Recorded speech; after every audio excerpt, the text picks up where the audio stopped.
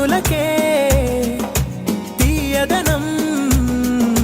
రుచి చూపే చిత్రాలే సవ్వడితో సంగీతం పలికించే సెలయేళే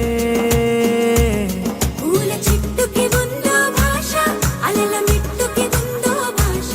అర్థమవ్వని వాళ్ళే లేరే అర్థం మాట్లాడే భాష పలకరింపే పులకరింపై పిలుపునిస్తే పరవశించడమే మనసుకి తెలిసిన భాష మమతలు పంచే ఊరు